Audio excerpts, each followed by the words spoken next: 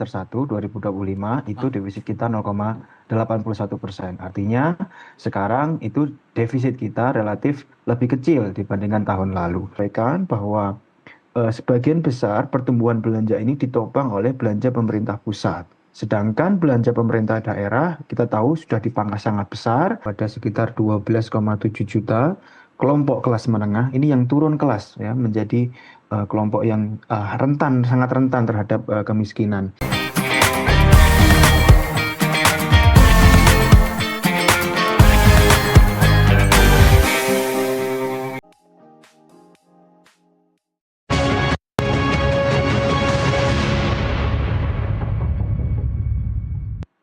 Pemirsa, Anda kembali lagi di Nusantara Economic Update dan langsung saja kita jelang segmen Business Bites untuk Anda.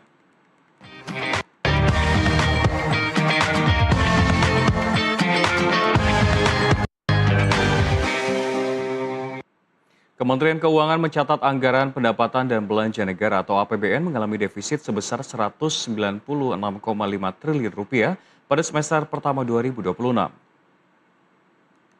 Defisit tersebut setara 0,76% terhadap PDB akibat belanja negara yang lebih tinggi dibandingkan pendapatan negara. Sepanjang semester pertama tahun ini, pendapatan negara mencapai 1.459,4 triliun rupiah, meningkat 21,4% dibandingkan periode yang sama tahun lalu.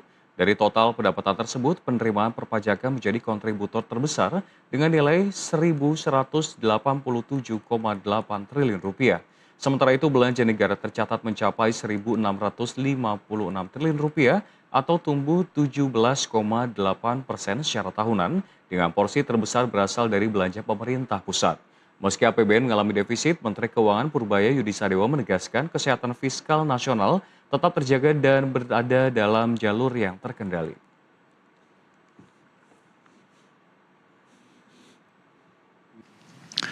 Dari sisi lain, kesehatan fiskal tetap terjaga.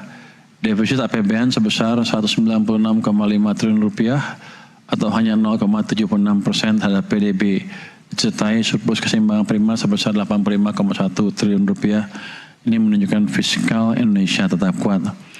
Dengan kinerja tersebut, kami optimis APBN akan terus menjadi instrumen yang efektif dalam menjaga stabilitas, mendukung pertumbuhan ekonomi, dan pembangunan, dan memperkuat fondasi pertumbuhan ekonomi ke depan.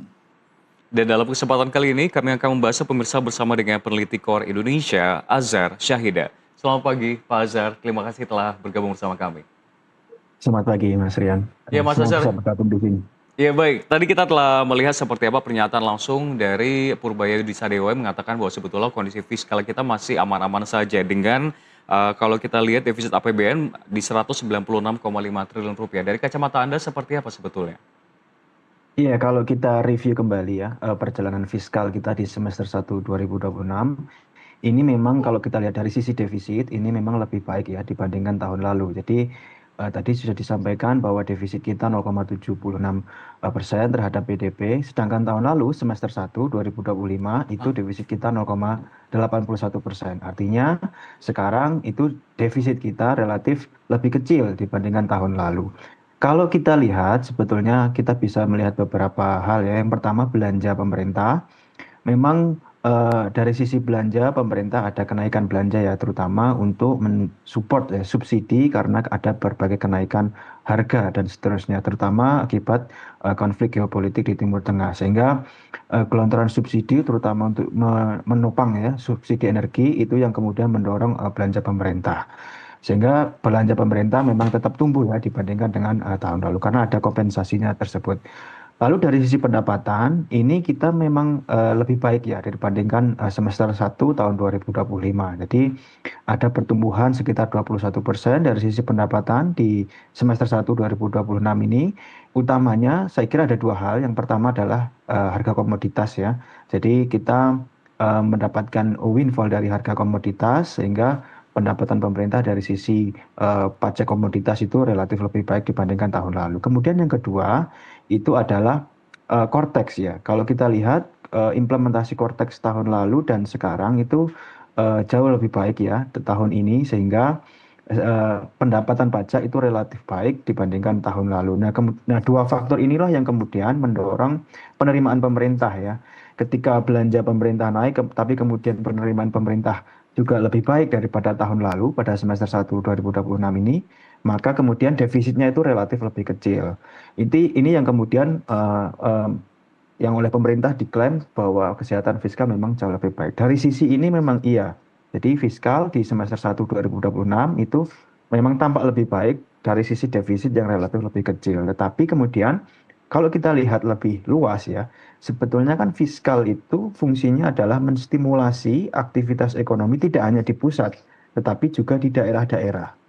Tadi sudah disampaikan bahwa sebagian besar pertumbuhan belanja ini ditopang oleh belanja pemerintah pusat. Sedangkan belanja pemerintah daerah kita tahu sudah dipangkas sangat besar dari sebelumnya tahun lalu sekitar 919 triliun, kemudian menjadi 800 triliun, dan tahun ini menjadi 600 sekian triliun.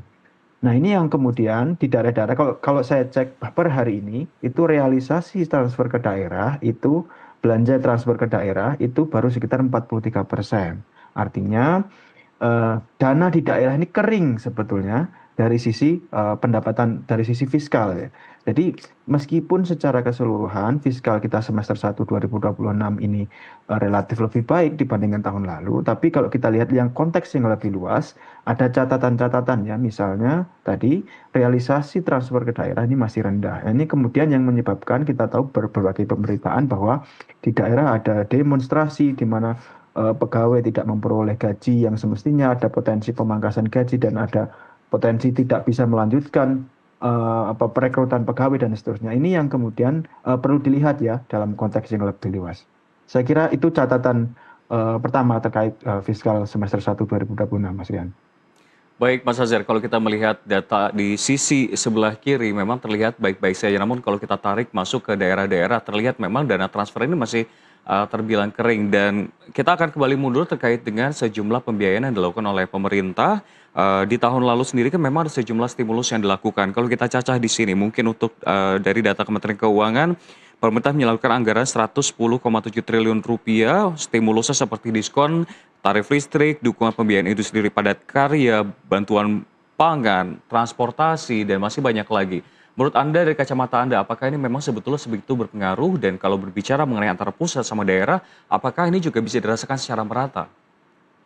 Iya, saya kira subsidi itu menjadi sangat penting ya, karena masyarakat kita ini situasi ekonominya sedang tidak baik-baik saja, konflik geopolitik juga tidak selesai. Kemarin sempat mereda, tapi kemudian kita lihat beberapa pekan terakhir sudah kembali naik, harga minyak sudah di level 80, bahkan Brent itu hari ini sudah di level 90 US dollar per barel dan seterusnya. Artinya memang situasi ekonomi ini dari baik eksternal maupun domestik ini belum sepenuhnya baik, sehingga subsidi bantuan kepada masyarakat ini menjadi sangat penting ya, utamanya untuk kelompok kelas menengah ke bawah ya, yang memang dari sisi pendapatan tidak begitu baik, tapi kemudian ini menopang konsumsi rumah tangga secara luas di Indonesia, terutama untuk menopang pertumbuhan ekonomi.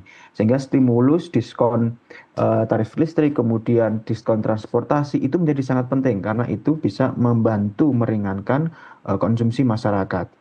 Ya, tidak hanya di pusat, tetapi kemudian masyarakat-masyarakat yang ada di daerah. Yang perlu saya tekankan di sini adalah bahwa pertumbuhan ekonomi itu tidak bisa bergantung pada aktivitas yang ada di pusat, Mas Rian. Tapi kita juga perlu memperhatikan pusat-pusat pertumbuhan ekonomi yang ada di daerah. Nah, ini yang kemudian perlu diperhatikan oleh pemerintah. Jadi saya kira tidak hanya kita memperhatikan subsidi dan seterusnya. Subsidi memang sangat penting karena ini akan membantu kelompok masyarakat secara umum, tetapi juga pusat-pusat pertumbuhan ekonomi yang ada di daerah ini yang perlu diperhatikan ya, seperti bagaimana pemerintah daerah mengelola investasi di daerahnya, bagaimana mereka mengelola aktivitas ya pelayanan publik di daerah, ini yang kemudian perlu mendapatkan dukungan dari pemerintah pusat ya, sehingga tidak hanya mengandalkan pemerintah pusat, tetapi juga mengandalkan pemerintah daerah. Nah, kalau kita kembali tadi pertanyaan adalah bagaimana kaitannya dengan stimulus, maka stimulus ini masih menjadi sangat penting. Kalau kita lihat sekarang inflasi kita sudah di 3,34% ya. Setelah kemarin harga Pertamax naik, itu ternyata punya andil yang relatif cukup besar ya terhadap inflasi di masyarakat ya. Sehingga saya kira stimulus ini masih menjadi penting ya, terutama ini stimulus bantuan untuk kelompok kelas menengah. Kelas menengah ini, Mas Rian, ini meskipun mereka ini bukan kelompok miskin, tetapi range pendapatan mereka ini sangat lebar ya, mulai dari yang pendapatannya 2 juta ke atas hingga 10 juta lebih ke atas. Nah, ini yang kemudian karena range-nya sangat lebar, maka pemerintah semestinya punya ya solusi-solusi, punya alternatif untuk memberikan stimulus ya terhadap kelompok kelas menengah. Karena kelas menengah ini menjadi sangat penting di tengah ya kenaikan harga energi, kemudian di tengah sulitnya ekonomi, baik di domestik maupun di internasional. Ini kelas menengah ini sebagai penumpang konsumsi rumah tangga ini perlu mendapat dukungan ya. Karena kalau tidak ini yang justru bisa melemahkan ya daya beli konsumsi masyarakat secara umum. Ya, baik Mas Azhar penegasan kembali sebetulnya. Kalau melihat stimulus yang ada sebetulnya saat ini, banyak yang mengatakan memang bahwa banyak menyasar kelas bawah, kelas menengah masih banyak yang belum dikonsentrasikan, belum mendapatkan perhatian dari pemerintah saat ini. Bahkan kalau kita melihat memang ada pengempisan atau penyusutan untuk kelas menengah, namun banyak juga yang mengatakan bahwa penyusutan ini justru mereka akhirnya turun ke kelas bawah dikarenakan kurang stimulus atau kebijakan yang berpihak. Dari kacamata Anda, mungkin kalau secara spesifik kebijakan atau stimulus yang tepat sasaran itu seperti apa? Ya, saya kira kami di Korea Indonesia melakukan perhitungan. Jadi sejak tahun 2018 sampai tahun 2025 itu ada sekitar 12,7 juta kelompok kelas menengah ini yang turun kelas ya menjadi kelompok yang sangat rentan terhadap kemiskinan. Artinya ini berbagai faktor ya. Ada mulai dari faktor PHK, kemudian mereka kehilangan pendapatan, ada juga yang faktor pengurangan jam kerja dan seterusnya. Artinya ini memang faktornya sangat banyak. Tetapi paling tidak faktor utamanya adalah memang situasi ekonomi yang kemudian membuat pekerjaan ini menjadi sulit dan sebagian besar mereka jatuh ke sektor informal. Lalu kalau pertanyaannya apa subsidi apa yang paling relevan? Saya kira subsidi yang memang stimulus ya, yang memang menyasar kelompok kelas menengah ya. Misalnya diskon tarif listrik itu saya kira cukup efektif ya. Beberapa tahun lalu saya kira pemerintah memberikan diskon tarif listrik dan itu sangat efektif untuk kelas menengah ya. Jadi kelompok kelas menengah yang memang eh, karena ini langsung targeted gitu menyasar kelompok-kelompok kelas menengah sehingga itu akan lebih efektif ya. Misalnya diskon tarif listrik, kemudian transportasi, saya kira itu sangat membantu kelompok kelas menengah untuk mengurangi ya beban biaya dari situasi ekonomi yang tidak baik seperti saat ini.